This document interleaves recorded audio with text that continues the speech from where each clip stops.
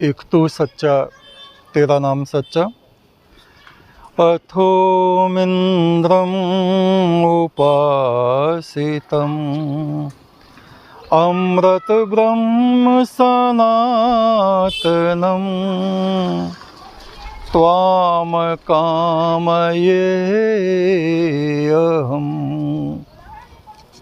हे आदि पुरुष परमात्मा, तू मेरे तन मन में समाया हुआ है। हे सबसे प्रथम पुरुष, मैं तेरी उपासना करता हूँ, तू जगत का सम्राट है। अथोमिन्द्रम उपासितम अमृत ब्रह्म सनातनम, तू ही अमृत रूप है, अमृत पुरुष है। त्वाम कामयेऽहम्, मैं तुझको ही चाहता हूँ, तेरी ही कामना करता हूँ। इतिहास के पन्नों में ये ग्राम जंदरपुर गजरौला, ये भी दर्ज है। ये कभी जमदग्नि ऋषि की तपोभूमि हुआ करती थी। जमदग्नि ऋषि परशुराम के पिता थे और जमदग्नि के पिता थे भृगु ऋषि। उनके आश्रम में एक गाय हुआ करती थी।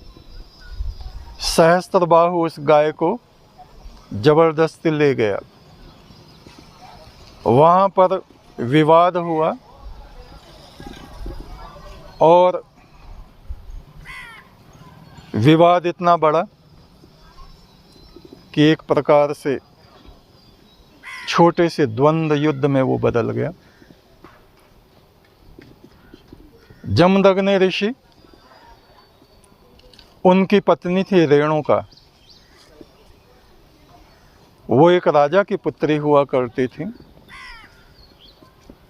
परशुराम उनके पुत्र थे। जमदग्नि ऋषि को शक रहता था अपनी पत्नी पर कि ये राजपुत्री है, तो सहस्त्रबाहु जो उनके रिश्तेदार थे कि उससे इस स्त्री के गलत संबंध है।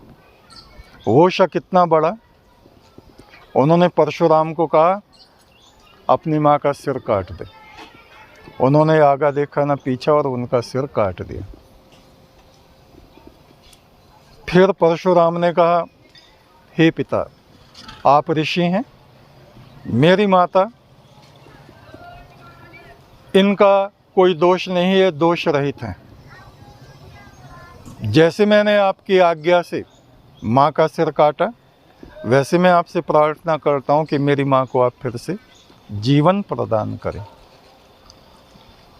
तो जमदग्नि ऋषि ने अपने तपोबल से अपनी पत्नी रेणुका को फिर से जीवित किया। ये जंदरपुर गजरौला भी उन्हीं महान ऋषि भृगु ऋषि के पुत्र जमदग्नि ऋषि की तपोभूमि रही है। इसी से इस गांव का नाम जंदरपुर पड़ गया है। इतिहास के पन्ने बहुत कुछ कहते हैं, यदि हम उनको ठीक ठीक से पढ़ सकें। एक तू सच्चा, तेरा नाम सच्चा।